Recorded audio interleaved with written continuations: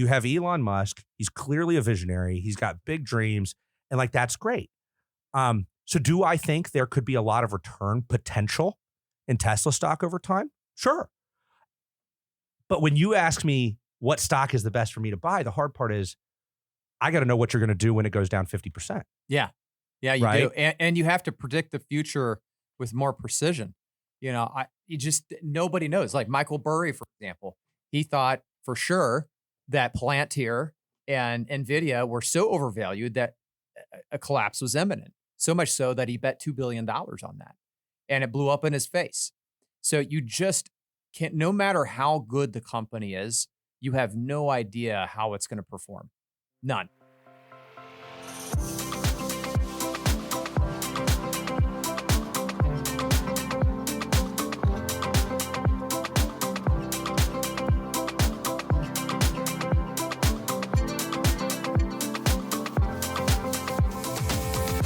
Testing. 1, 2, 3. I can hear you great. I sound crystal clear. Yeah. I was sitting around last week.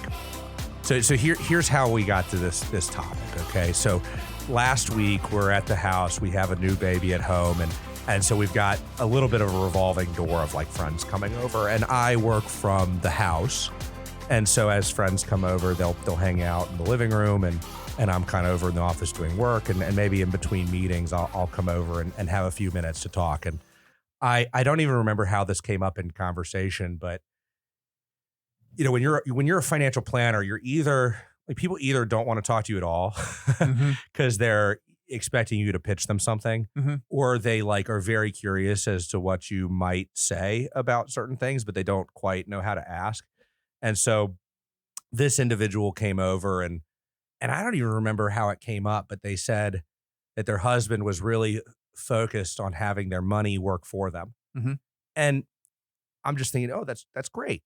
You know, we tell people to invest and passive income. It's great to have your money work for you, right? Like my granddad, when I was growing up, always used to say there's two types of work, man at work and money at work, and money doesn't have limited hours. And so I think it's great that having money work for you. So somehow we, you know, I think this is always a trap.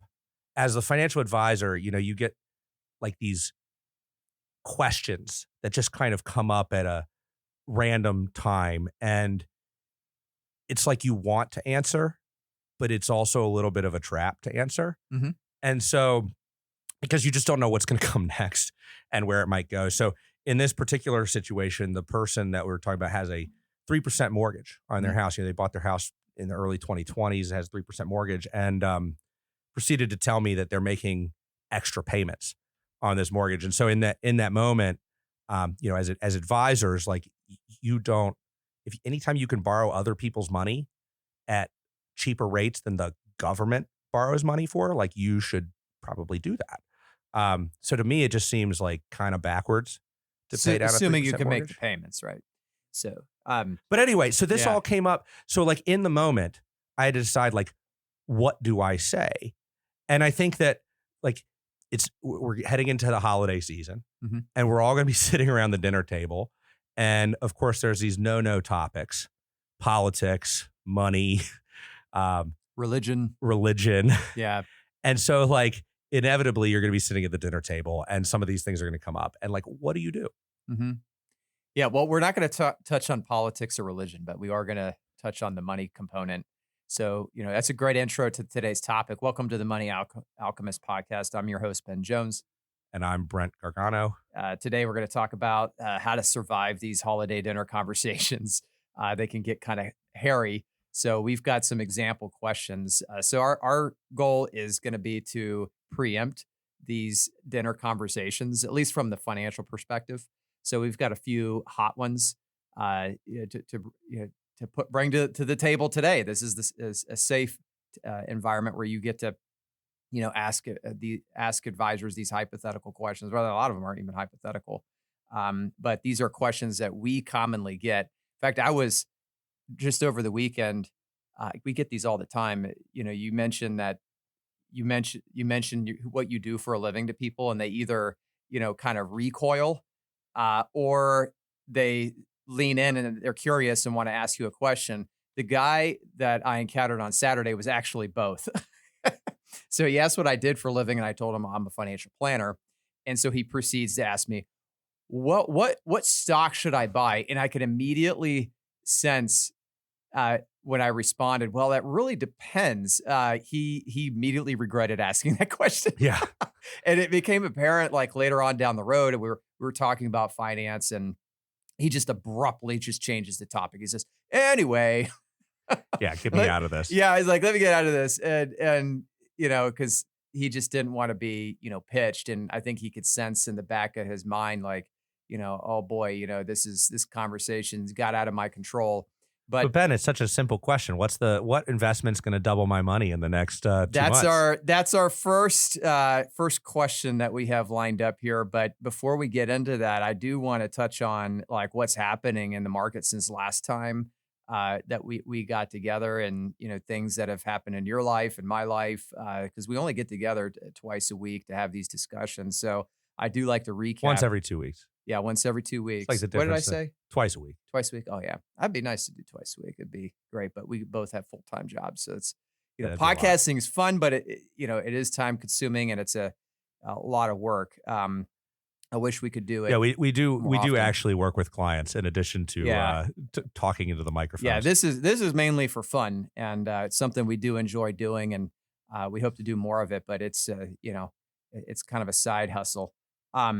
So what are your thoughts around because the administration announced the idea of the 50-year mortgage?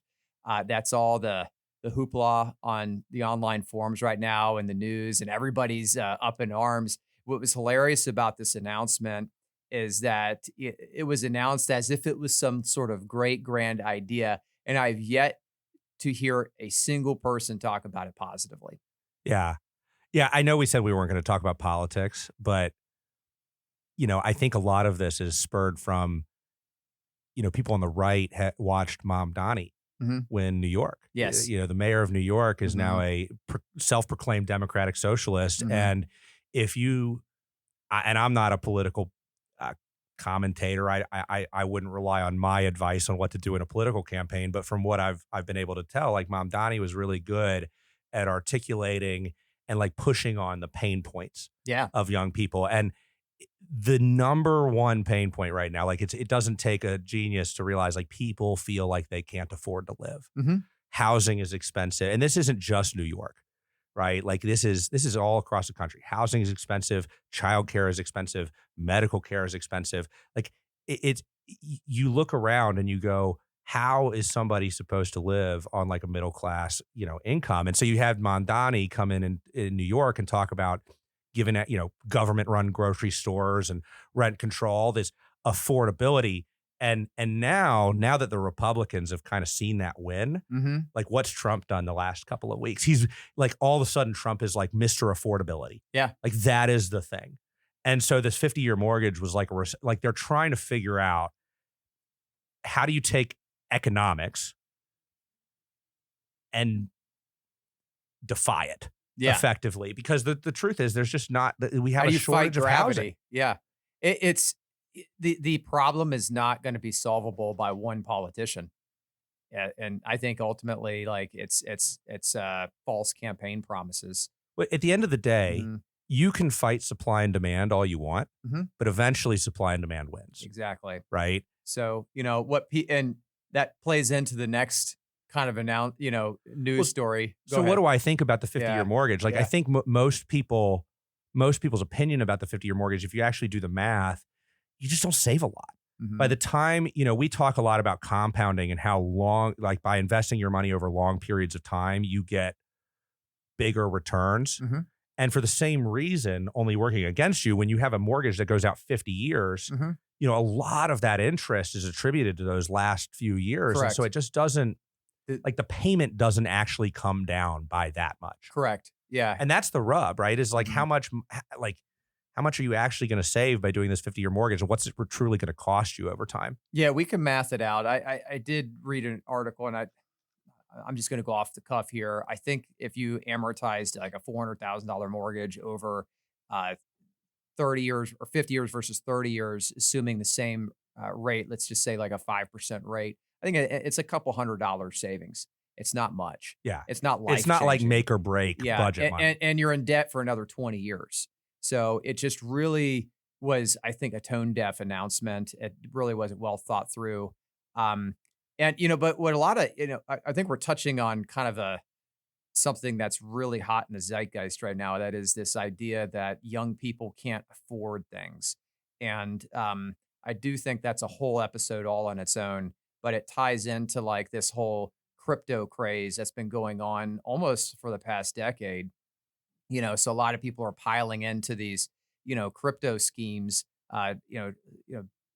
trading and whatnot and investing. And I follow this guy on X that's he literally maxes out all his credit cards through cash advances to buy Bitcoin.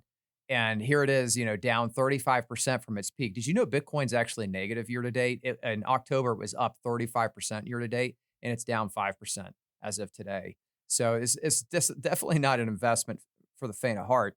So that's also, news. And then we've got the government shutdown finally ending. It reached a record, The longest shutdown in history. 43 days. So that definitely gives people a sense of stability. But it was shut down for so long that the BLS was basically unemployed, and the BLS is also responsible for generating like the employment data that we consume on a regular basis. And so basically, for the month of months of October and November, we're not going to get any unemployment data, which honestly doesn't really bother me because I think the BLS data is suspect anyway. I don't really buy it. So it doesn't really bother me. Well, we talked about this before. It's really that not that the data is not there. It's that they manipulate it too much. Well, and it just doesn't get collected in a timely manner. And then you have numbers rolling. It's not just that it doesn't get collected in a timely manner. It's like the data collection is less than 0.5% of the sample. And then you also have, these like the seasonal adjustment and the birth death adjustment. And all of it's just like, there's just way too many variables that if you just toggle just a little bit, or the error rate is just a little bit off, just throws all the numbers out of whack. And I just don't think it's a reliable number. So yeah, no BLS jobs data. And then finally, the big bomb, well, I don't know if this is a big bomb, but for me, it was kind of the funny news story over the past 2 weeks is Michael Burry comes out hot. For those who don't know Michael Burry, so this is the guy that behind that movie, The Big Short. Yeah, he's famous. He's famous for one trade. He got the housing market bubble right, and he shorted a bunch of bank stocks prior to the housing bubble and made a boatload of money. And everybody looks at him as some sort of Nostradamus of investing, where this guy, he's called like multiple bear markets since then, and he's been wrong way more than he's been right. But then he finally made his last stand. So his what's that general who made that last charge, and the Sherman's charge or whatever, but he made his last stand calling the AI bubble, and he shorted Palantir and NVDIA. And it was like a week after that announcement, he announced that he's closing a hedge fund. He says, I can't predict markets anymore. They're too irrational. It's like, well, I think that, it's just really, really difficult, Brent, to time shorts. Yeah, I think shorting stocks is personally not a wise thing to do, not as a way to make money, possibly as a way to hedge risks or whatnot. But I don't see. Well, the reason why people like the idea of shorting, like if you've ever read a book of like people that made a lot of money in the stock market, there's often times where you'll see like people get really, really wealthy by shorting things at the right time. And the reason they can do that is because when you short, you actually borrow, right? So you use other people's money to go make money. Yeah. The problem is when you short a stock, what you're actually doing is you're borrowing shares of the company, and then you're selling them in the open market. So if I borrow a share that's worth $100, I go sell it in the open market for $100. I now have $100, and the person that I borrowed the share from, I don't owe them back $100. You owe them the shares. I owe them back a share, right? And so my bet is that the share price is going to drop, right? So I sold the shares for $100. They go down to $80. I owe one share back. I buy the share back for $80, and I keep the 20. Yeah, and these contracts are time sensitive. So not only do you have to get the direction right, You have to get the timing right. But here's the thing. I don't really have to put up a lot of cash for that. I'm borrowing the shares from somebody else. And so for that reason, I can make a lot of money relative to what I invest. Now, the problem with a short is that the upside is capped. Like the stock can only go to zero, right? And so the most you can make is what you sold the stock for. Alternatively, like what happens if this goes wrong is you borrow the shares for $100, you sell them for $100. Well, now the shares start going up. And now for you to, give the share back to the person you owe the share to, you've got to spend more than $100. And I think it's also, now that you've explained that, it's also a good time to say, that's kind of what a short squeeze is. So when someone gets let's pause for a second before we go to short squeezes, because I think it's important to acknowledge that in theory, stocks can only go down to zero, but stocks can go up to infinity. So when you short a stock, what's really scary about that is that your upside is capped and your downside is unlimited, and that can really screw you. So to your point where you were about to go, this entity, normally it's like a Fidelity or a Schwab, has lent you these shares, and they know that you owe them the shares, and they know how much money you got for selling the shares, and they want to make sure they don't get hosed. So as the shares go up in price, Fidelity, Schwab, they start looking at you having borrowed those shares, and they start saying, hey, we need some of these shares back. Yeah, like this trade's not looking so good. So the way to equate it in layman's terms, it's like it's your loan to value is increasing. So imagine if that's layman's terms. Well, basically you're underwater. You borrowed in this case $100 worth of stock, and now you owe them more than $100, and they don't know that you've got the money. So they come back to you and say, well, you need to give us some of these shares back. And so what do you have to do? You have to go buy the shares. Yeah. Well, So to your point, that's a short squeeze. What happens is you get a bunch of people that get really excited about this stock being overvalued. So they come in, they borrow a bunch of shares, they sell them with the intention of buying them back for cheaper. Well, somebody gets wise to that or whatever and starts pushing the stock the other way. All of a sudden, the brokerage houses want their shares back. And so you get all these people that are short of the stock that are forced to buy back. And normally when that happens, you get these kind of irrational big up moves called short squeezes, like to your point. Yeah. So that kind of wraps up the top news stories over the past 2 weeks. So we've got the 50-year mortgage announced and crashes and burns. You've got Bitcoin down 35% from peak, government shutdown ends, and then no BLS jobs data will be coming out. And then Michael Burry, hits the skids. So it gets too far over his skis. Don't forget that Elon Musk's pay package got passed. Oh, yeah, that too. I did forget about that. So could he be our first trillionaire? I actually think so. I know that's not what we're here to talk about today, but I've been paying real close attention to these Optimus robots that are going to be manufactured by Tesla. This could be a big deal. Elon's out there talking right now. I know he's a little bit of a madman. A lot of people kind of look at Elon through a political lens. You either like him or you hate him because, he supported the current administration. It's like, whatever, look past this. Like Elon's always been a little crazy. Yeah, he's been, well, you kind of have to be to do what he does.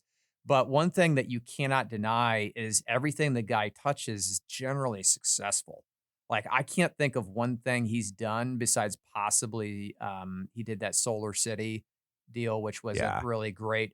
But everything else from Tesla to SpaceX to the Boring Company. He's definitely like a visionary leader. Yeah, it's kind of hard to fight the guy. It's like fighting the Fed, and now Tesla's big push, well, there's a couple things Tesla's doing that's very interesting. One of these is the idea that Tesla has all this idle compute and that you could distribute compute over all Teslas, basically rent your Tesla back to Tesla, which could be purchased by like X for, compute processing, which will enhance these AI initiatives. So that's something he's discussing as an idea, which is very interesting. The other thing that they're doing is these AI robotics combination. So they've got this Optimus robot that shows a lot of promise, and what he's out there in the the circles, like the podcast circles right now, talking about, it's the future where you can buy one of these AI powered robots, and it can basically do anything from do your laundry to perform surgery on you. And that like one of the examples he gave, which I thought was pretty fascinating, was the fact, like, if you wanted a world class, top level, like spinal surgeon, there's really only so many of them. There's not a lot of these people. So, it's not a matter of having the money to do it. It's a matter of like literally like getting their attention, being exclusive enough to gain access to that.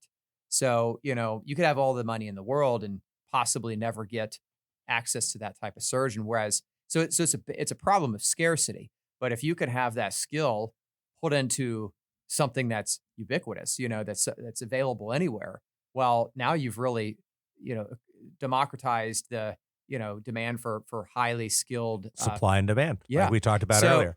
What I think is interesting about Elon's pay package is there's a lot of people kicking and screaming over like, this is just too much money. Somebody like Elon Musk, if he hits these various hurdles in this pay package, I think he gets paid $1 trillion. Yeah. Right. And the last one was like 100 million. But it's over 12 different tranches.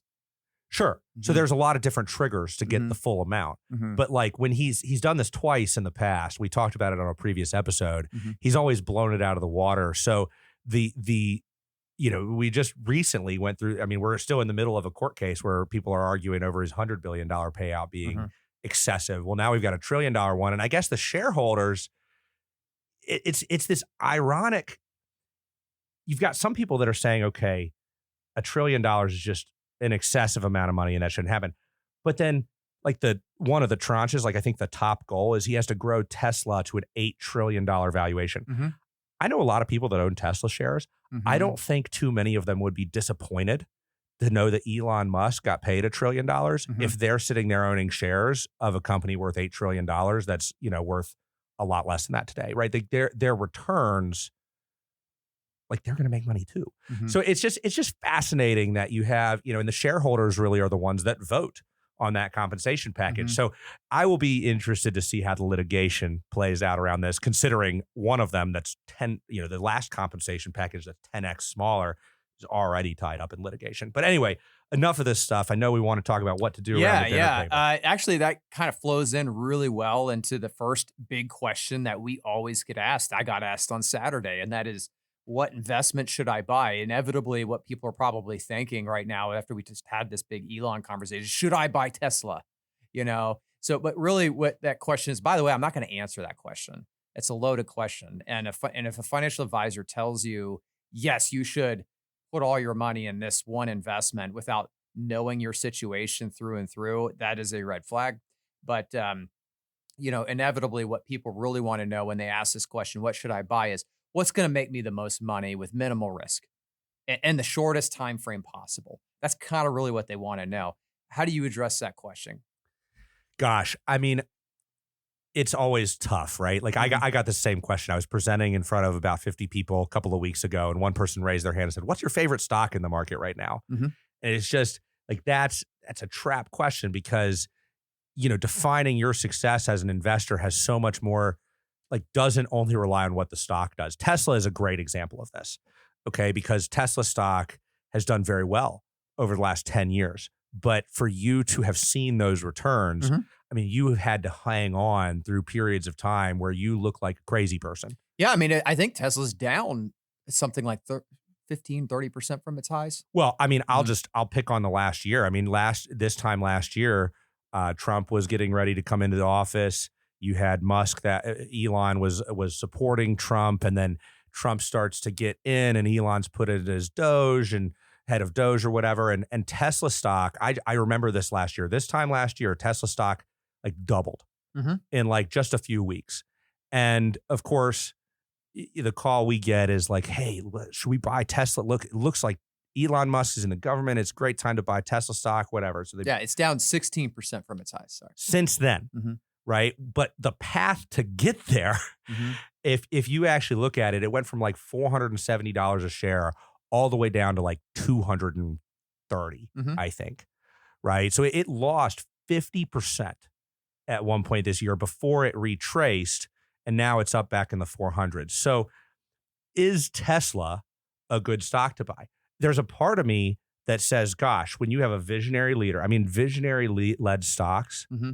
have great track records. You look at Apple, you look at Amazon, you look at Microsoft. I mean, these are all companies that came from like visionary founders. Yeah, Meta. And Another yeah, one. and Tesla fits into that. Mm-hmm. You have Elon Musk, he's clearly a visionary, he's got big dreams, and like that's great. So do I think there could be a lot of return potential in Tesla stock over time? Sure. But when you ask me what stock is the best for me to buy, the hard part is I got to know what you're going to do when it goes down 50%. Yeah.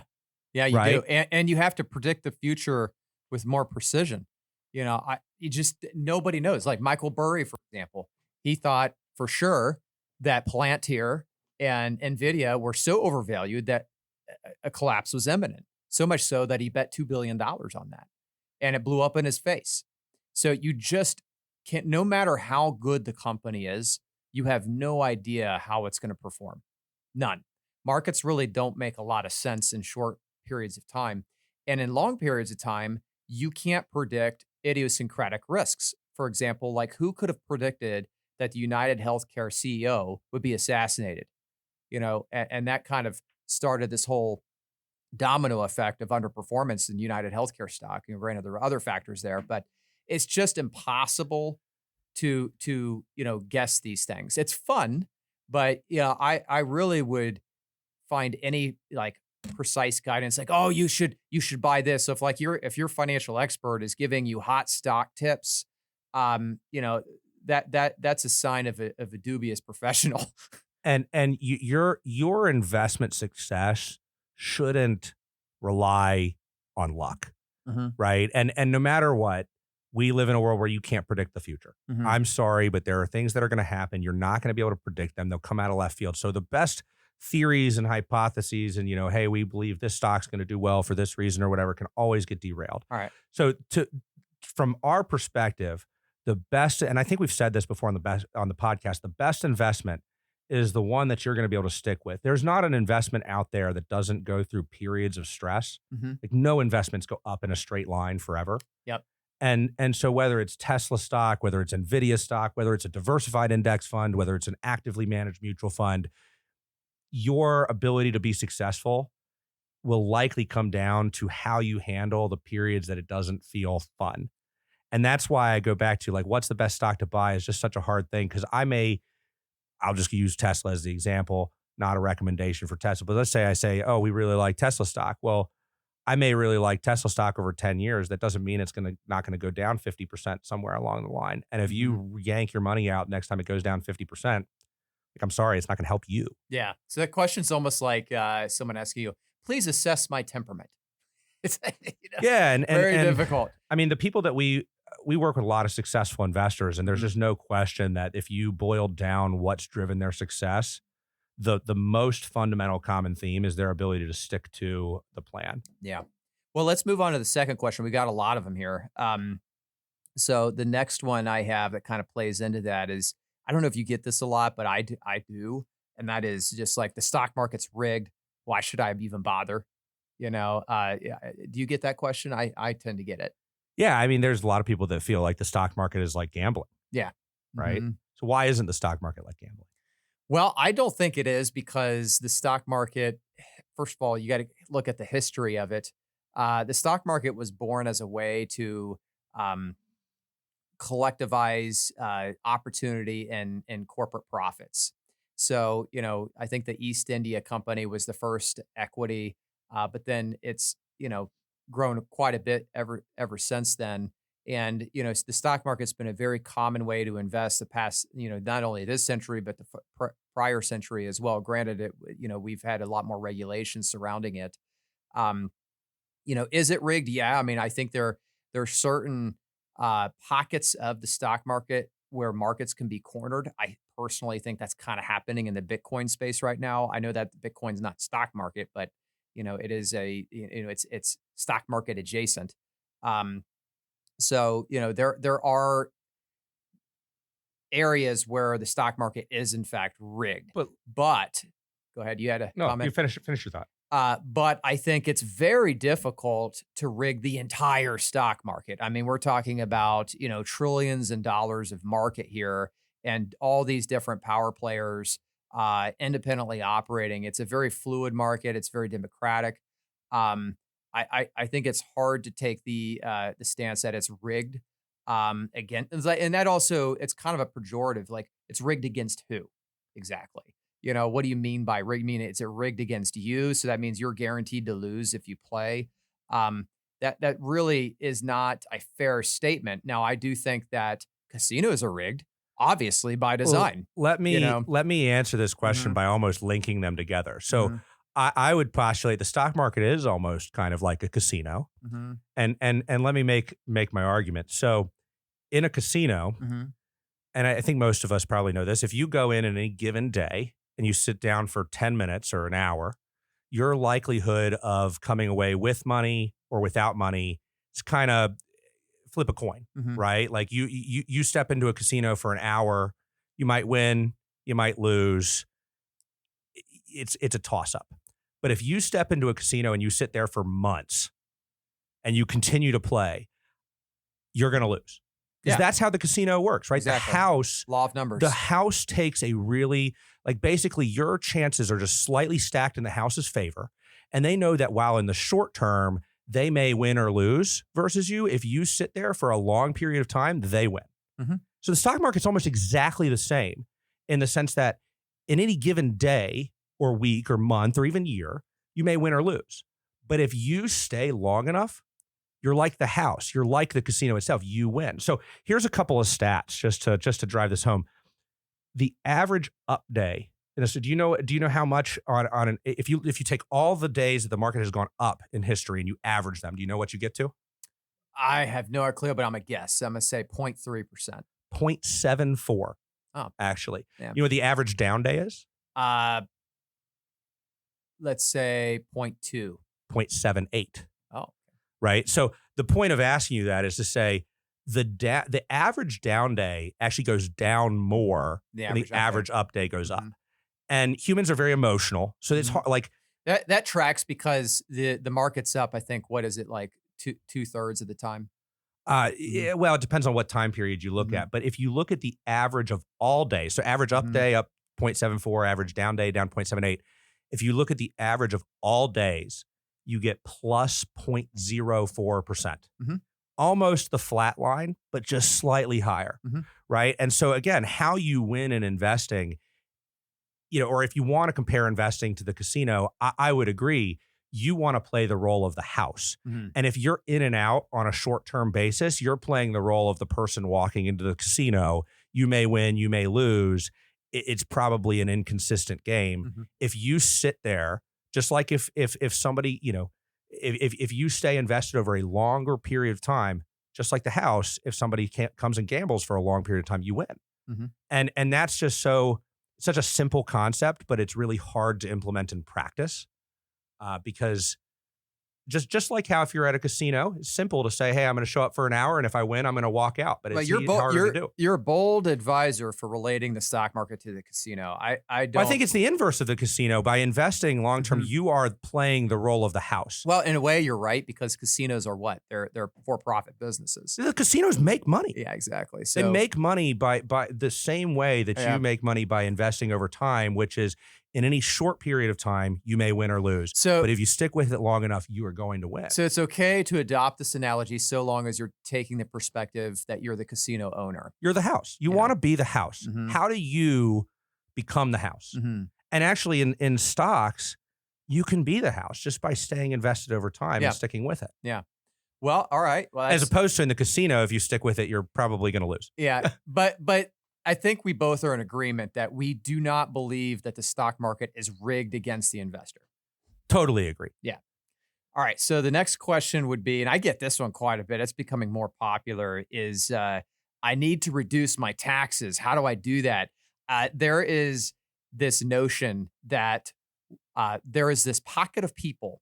I think it comes from this idea, like way back when Warren Buffett said, I pay less taxes than a teacher.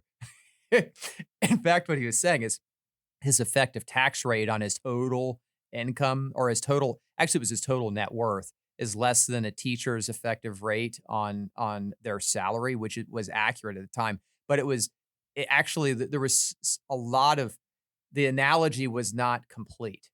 But anyway, I think people took from that like, oh, wealthy people pay next to nothing in taxes, when in fact, wealthy people pay, I think, the top like 90%, it was like 10% of the population pays 90% of the taxes, some stat like that. But I get questions a lot. Like there's this belief that there's some secret society with information on how to massively reduce your tax bill. And if you just had this information, you would, you would eliminate a lot of your tax liability. In fact, a little anecdote here. Do you know how Jeffrey Epstein got into the door and some of these people like Leslie Wexner and Tax planning. tax planning? He was known to be a tax guru, so that was his lead-in. So he was supposedly some sort of savant with the tax code and how to navigate this thing. But I get this question a lot, and the fact is, there's really like not a secret way to reduce your taxes. There's a lot of tricks, but they require you to thread a needle, So I'm interested in how you would address that question. So I pulled this data from the Tax Foundation, taxfoundation.org, if you're interested in the website. They break down how many total returns are in the top 1%, top 5%, top 10%, top 25%, and so on and so forth. The top 10% of earners actually pay an average tax rate of 21%. They end up, if you look at the stats, it turns out that the top 10% of earners earn little under 50% of the total income. They earn 40, a little over 49% of the total income, but they pay 72% of the federal income tax. Yeah. And just to take the stat one way further, the top 50% of earners, so if you just look at the middle line and go up from there, pays like 97%. So I conflated the two the stats. So it's but the stat is 10%. The top 10% pay 72%. But we work with lots of wealthy people, and we also help wealthy people implement tax plans.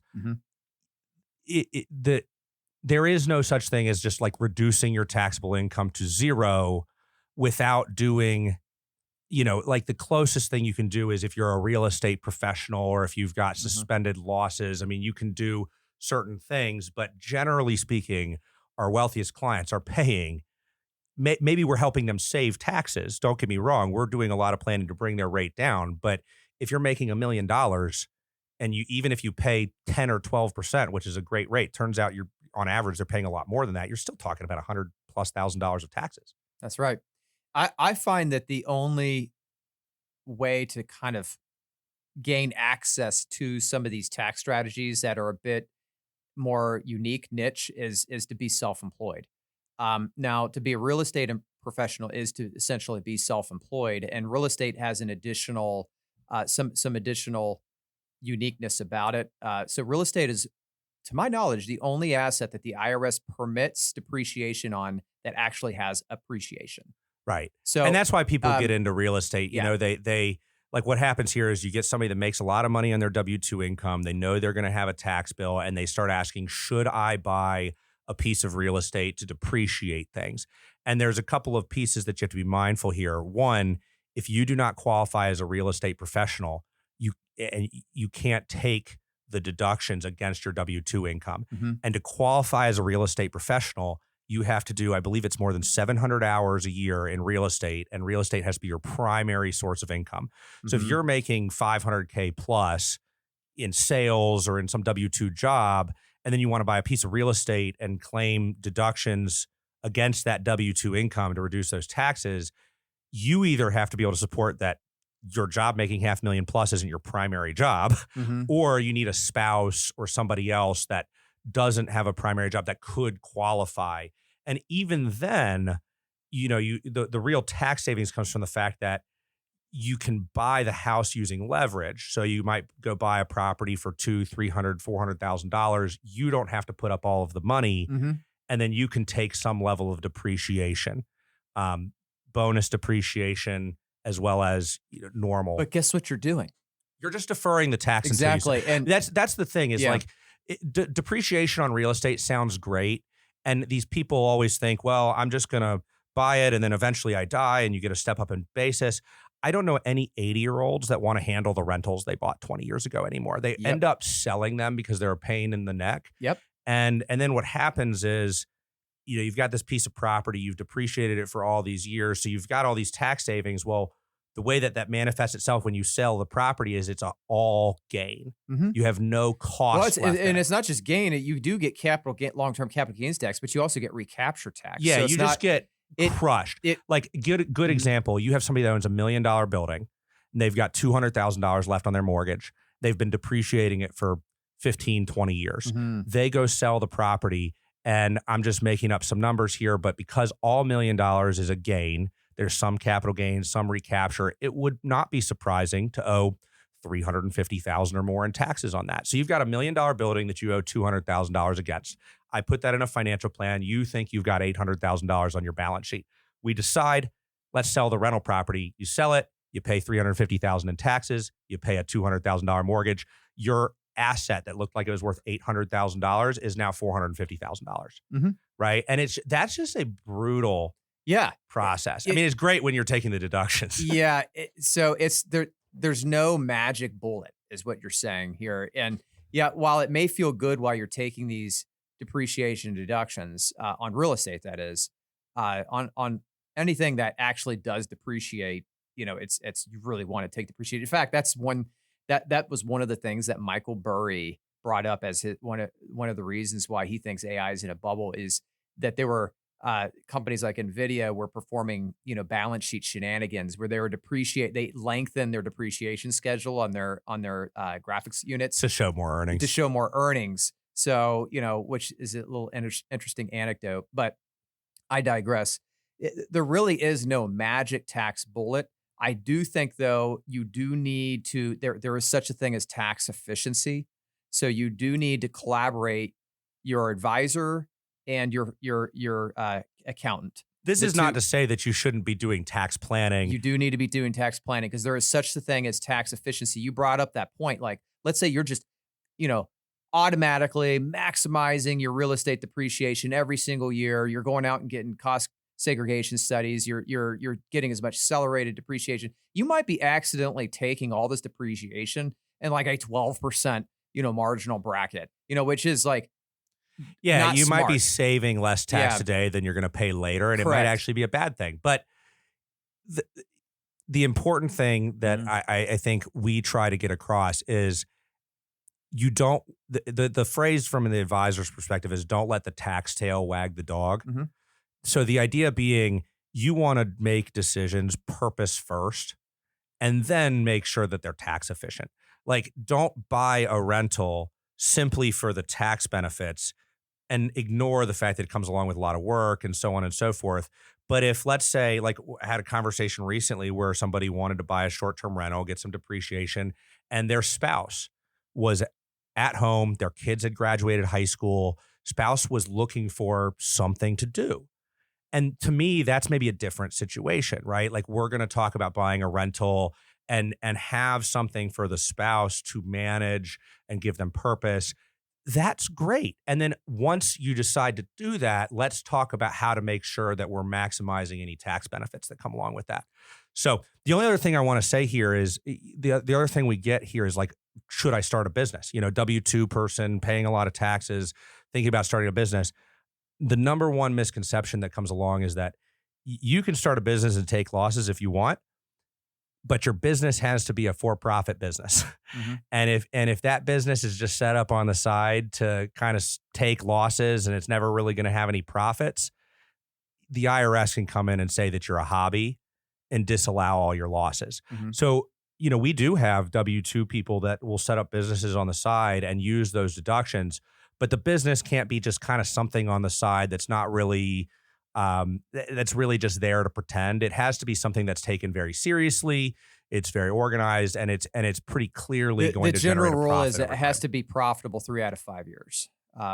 But let's move on to the next topic, which is tax adjacent here. So, and that is involving the mortgage. So I get this question a lot from clients, from family, and that is, the mortgage is tax deductible, but I'm just sick of it. Not the mortgage interest, that is. I'm just sick of it. I just want to be done with the mortgage payment, or that maybe they don't like the balance. I'm just going to pay it off. Why shouldn't I do that? We did the math on this. Mm-hmm. So, because this is kind of comes back to how I started this, right? Somebody came over to my house. They have a 3% mortgage. They're paying it off. Mm-hmm. And this is like a trap as an advisor. You're kind of standing there in the room and somebody says something like that and you don't know if they want your feedback or not. So I think they're looking for permission to confirm their bias. That's what they're doing. Yeah. So I'm sitting there like, what do I say? Mm-hmm. And I couldn't quite hold my tongue. So I guess I said, well, why would you pay off debt at 3%? Mm-hmm. And their immediate reaction was, well, we just don't like to have payments. Right. And again, it's a trap. Don't say anything more. Yeah. Right. Like I think it's a combination of that. I think, the payments are one thing, but I think a lot of people just don't like being obligated to another person or entity. They just don't like the idea of debt. Or paying interest. Mm-hmm. So this is where we did the math. So I actually mathed out how much interest do you pay on a 30-year loan. Here, I'm gonna find this here. The idea would be that you have $1 million mortgage, mm-hmm. and you pay the mortgage over on a 30-year basis, and you either have a 3% loan, or we did this at both a 3% and a 6% loan. So if you were to take $1 million loan, 3% interest, and pay $1,000 extra per month, you are going to pay off your mortgage about 8 years early, and you're going to save yourself about $160,000 in interest. Mm-hmm. Like, a lot of people would look at that and go, okay, yeah, why wouldn't I? Like $160,000 I'm going to save, and I'm done with my mortgage 8 years early. Yeah. That sounds like a good financial move. Right. And how many people, I mean, that's one of the challenges here is there's a lot of times where people they don't have enough exposure to what is good financial planning. And so things like paying off a house that may sound like smart things to do aren't always smart things to do. So just running with this example a little further, same $1 million mortgage. Now it's a 6% rate, more, accurate for what's going on today. Pay an extra $1,000. You pay off your mortgage earlier. Now you save about $400,000 of interest. Mm-hmm. $400,000, a lot of money. That's a lot of money.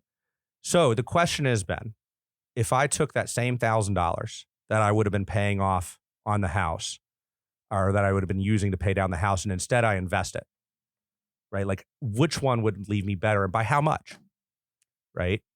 Well, obviously investing it, assuming you have a higher rate of return than what the rate in the mortgage is. Well, and we've talked about this on the podcast, that the market, if you look over the last 100 plus years, averages about 10.5% per year. Mm-hmm. The U.S. stock market is defined by the S&P 500. So if we just take, let's just say, a 10% rate of return, mm-hmm. and you invest that same $1,000 a month, you end up with an extra $680,000. Yes.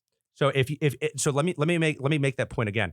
If you have a 3% mortgage and you start off paying an extra $1,000 a month, you will save yourself $160,000 in interest.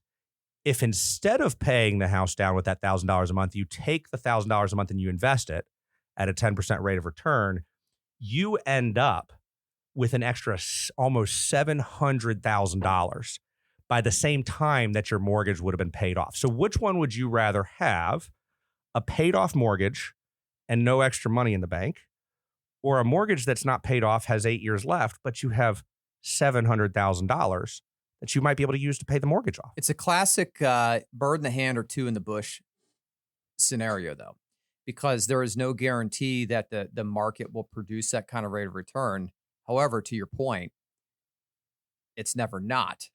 Over time. Yeah. Over, and we're talking about 20 and 30 year mortgages here. We're not talking mm-hmm. about 5-year time periods. We're, if you look at rolling 30-year periods, your returns are pretty consistent. So it's like, I understand the impulse for consumers to say, just pay off the debt. I want to be done with it, because it's an appeal to conservatism. You're trying to conserve your balance sheet and you see the interest, the payment. It's when you pay that off, you're guaranteed to not have it anymore and not have to pay that interest. Whereas, the stock market, per our last question, is it rigged? It's uncertain. People don't feel confident about it. The numbers, nebulous. Like, what am I actually going to get if I invest? And they actually, I think people too have a hard time tracking, how much they're earning in the stock market. I think that they don't really track, especially if you trade your portfolio a lot and you're not working with an advisor to track it. I think a lot of people lose sight over the arbitrage there. So I think that opaqueness translates to like lack of confidence and the leverage strategy, which is why people kind of default to I just want to pay off the mortgage. And again, I just Mhm. want to stress as a planner, and you and I have slightly different opinions on this, but I really feel strongly that paying down your mortgage, especially if it doesn't leave you with like ample money like if instead of saving, like let's say you have an emergency savings, you contribute to your 401k plan, and now every additional dollar you have is paying down your mortgage. You don't leave yourself with a whole lot of money that's accessible outside of retirement accounts. And I will say it again and again on this podcast. I think people underappreciate the value of having access to a pile of money, Mhm. And so going back to our two scenarios, you pay down your house, you save yourself 160,000 of interest on a 3% mortgage. But you harm your liquidity. Yeah, and even at a 6% mortgage rate, I went back and did the math, even compared to a 6% mortgage, over the same 20 some years, you still end up about $200,000 better on your balance sheet. Like you Mhm. end up with an extra $200,000 more than you would have had you paid your mortgage down. Mhm. And along the way, you have hundreds of thousands of dollars in an investment account so that if you lose your job, if just whatever instance might come up that could throw a curveball into your plan, there's a lot of pivoting and a lot of adjusting you can do with like $300,000 to $500,000 in a non-retirement investment account. And by the way, if you wake up 22 years from now and your house is close to paid off and your investment account's done great, and you really look at you and you go, we don't want a house payment. Guess what we can do? Pay off your house. Yeah. Right? Yeah. It's not like you can't take the pile of money you've been saving and use it to pay off your house. The other thing is, paying off your house sounds great, but what if you sell the house? If you never pay the house off and you sell it, it's really like one day, whether you had a portfolio of investments or a house that you sold, you end up with a pile of money. Mhm. It's a pile of money either way. Yeah. So anyway, I know we've beat it up pretty good. So. Yeah, I think you've covered that one. I don't disagree with you as much as you think. I think that maybe generally I'm completely in line with you. The only time I would maybe say let's pay off the house is when I just am confident that the client or the person I'm speaking with, it just is not going to save $1,000 a month. Like Right. that's, I mean, behaviorally that's what it speaking. boils down to is Yeah. like not having the trust that the person can do what they say they're going to do. Yeah. Like if you pay the money into the house, it's stuck. I think, you're not getting it back. I think people kind of generally have to go where their conviction is, but we'll move on because there is another question I'm anxious to put out there, and that is, my advisor's recommending me an annuity. Is that a good idea? I get that one. You get that one. So, and annuity is a little dirty word out there. People like Ramsey and Susie Orman have just kind of, humiliated people into, or not humiliated. That's the wrong word. They've trained people to regurgitate a little bit when you hear that term annuity. Actually, a little funny anecdote. So this got so bad that when I worked for the banks, see, the banks are infamous for like taking people that walk into the bank, like, grandmas, grandpas, and then they go to renew a CD. And it's like, oh, we've got, instead of this CD, we've got this other contract out here. They specifically trained us to not use the word annuity. Oh yeah. They said, don't ever use the word We annuity. used to, at Fidelity, you know what they used to tell us to call it? What? A personal pension. Yeah. Yeah. Because everybody seems to like miss a pension or fixed contract was another term. They would use this ambiguous term to describe it. But anyway, annuity is just a very general term. I think people don't really know what an annuity is. They have an idea of what it is, and it's some sort of like demon in the closet. and it should always be shut at all times. Don't open that door. Don't discuss it. If anybody mentions it, they're automatically associated with that evil. I don't necessarily think that that's a good thing. So I do have some thoughts, if you'll indulge me on this. So You're uh, locked and loaded and ready to go. yeah, an annuity in its simplest form is just simply the opposite of life insurance. So life insurance, like this is what insurance companies came up with the concept of an annuity as a way to balance their risk. So with life insurance, you pay the insurance company a monthly payment, and then when you die, your beneficiary gets a lump sum of money. With an annuity, you pay the life insurance company a lump sum of money, and you get a payment every month until you die. Yeah, it's just It's the opposite of life insurance. That's all an annuity is. It sounds a whole lot like a pension. Well, that's because it is. Pension plans are basically group plan annuities.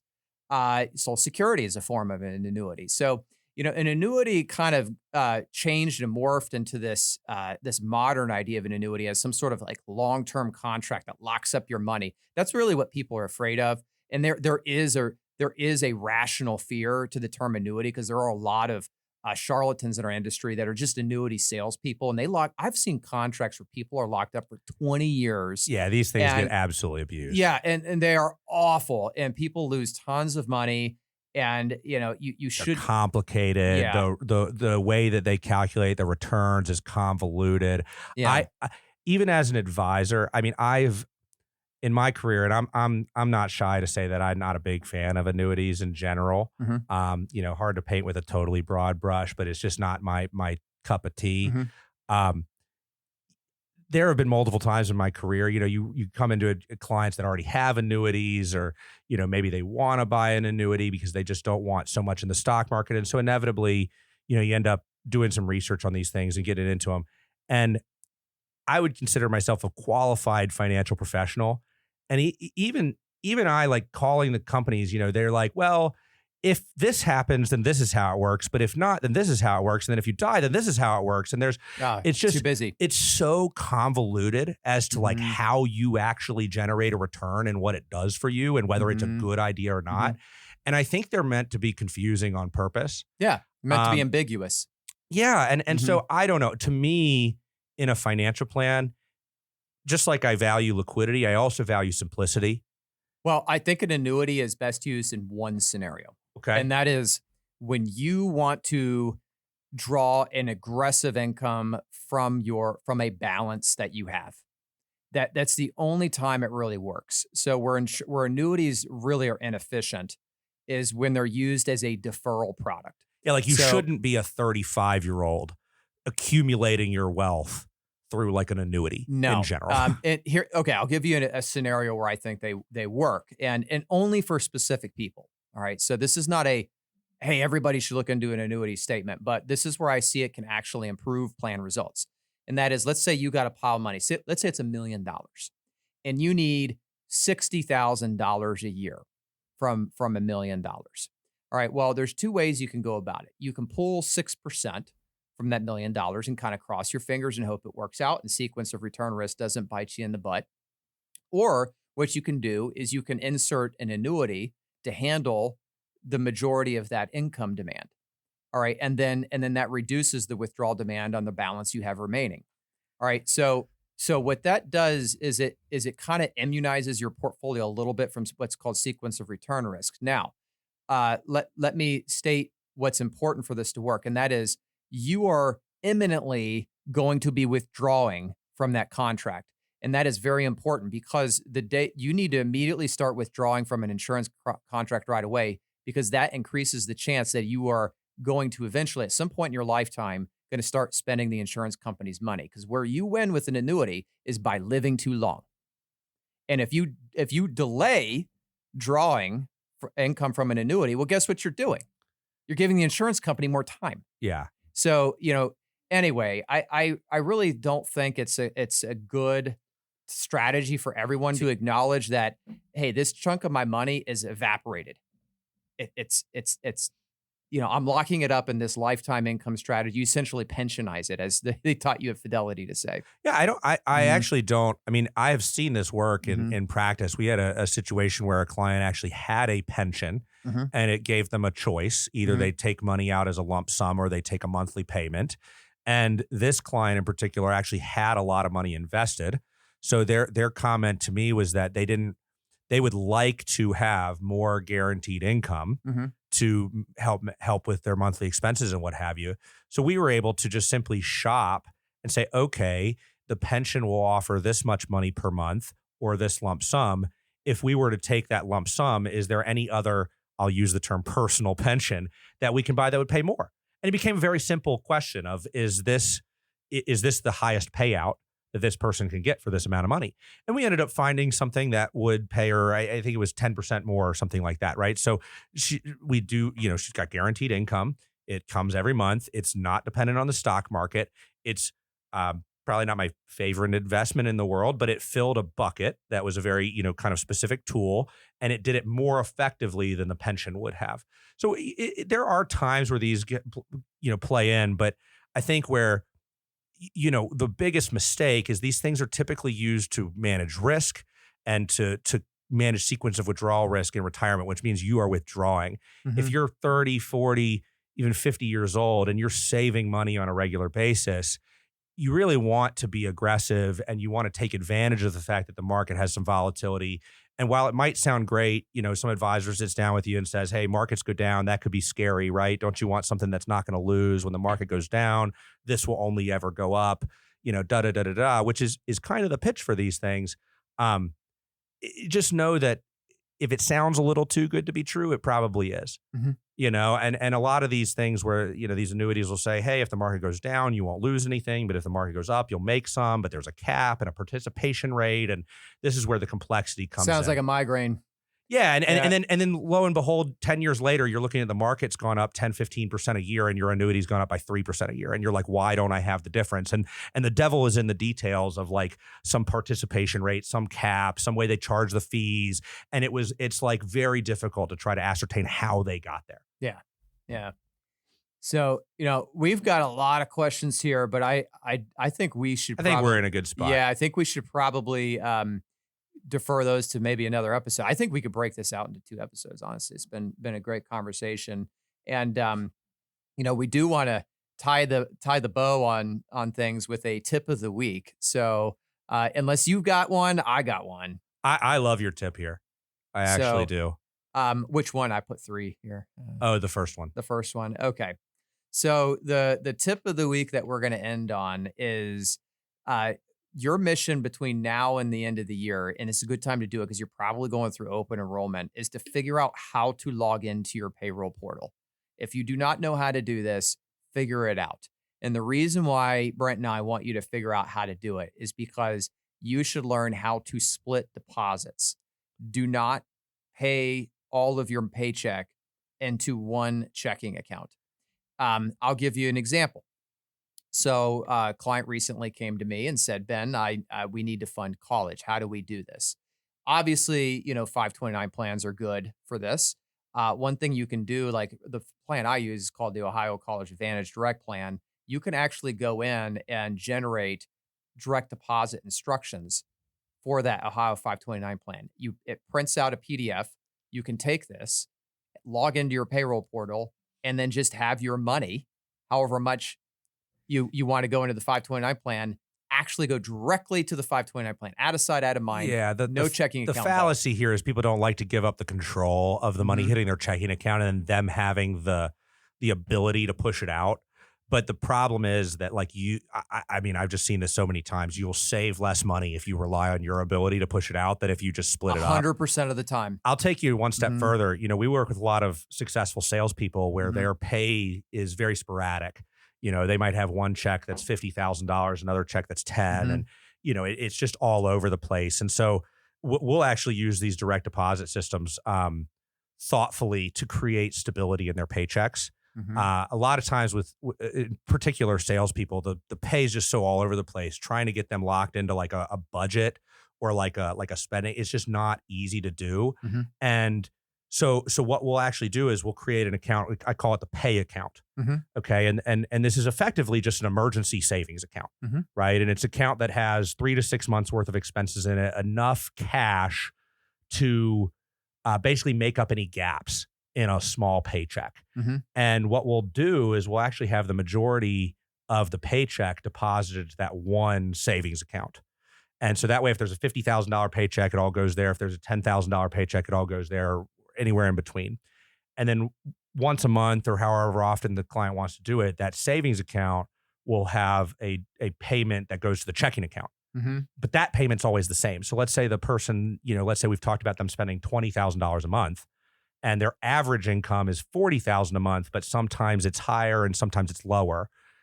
The income direct deposit to the savings pays $20,000 a month to the checking. And if the client ever needs more money than $20,000 a month, they just go get it from the savings. And now we know they're spending more than $20,000 a month. And so there's a lot you can do with this. To your point, take the time to just get into the direct deposit system and play with it. Yeah. Because if you can start to think and open your mind up to like how you can use that to work with it, with your behaviors, I make think a ton of money. I think it's great. And I work with all my clients to do this. Not all of them, but the ones that are receptive to it. But yeah, a great way to save. I have I stand testament to the effectiveness of this. So I do this for all of my kids' savings, 529 plans, custodial account savings plans. And I just do simple like deferrals. And I was looking, since my kids have been born, I've saved up, we're not talking about an insignificant amount of money, Brent. I mean, it's just been out of sight, out of mind. Tens of thousands of dollars I've got built up into these things. And it's just from, having money automatically deducted out of my payroll goes right into these accounts. There's a reason why 401k, like if you look at the average worker, the majority of their money is in two places, their house and their 401k. It's because both of them are automatic, right? Your mortgage payment gets made automatically every month. And in your 401k contributions comes out of your paycheck. So learn how to do that for money that you have access to.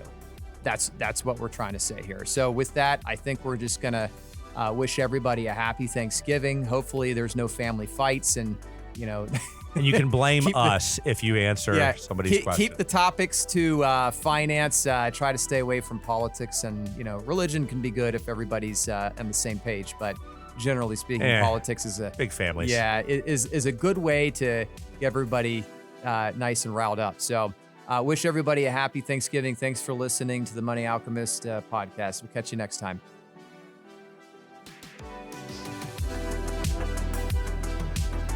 Opinions voiced in this podcast are for general information only and are not intended to provide specific advice or recommendations for any individual. All performance referenced is historical and is no guarantee of future results. All indices are unmanaged and may not be invested into directly. Investing involves risks, including the potential loss of principal. To determine which strategies or investments may be suitable for you, consult the appropriate qualified professional prior to making a decision. Advisory services offered through National Wealth Management Group, LLC.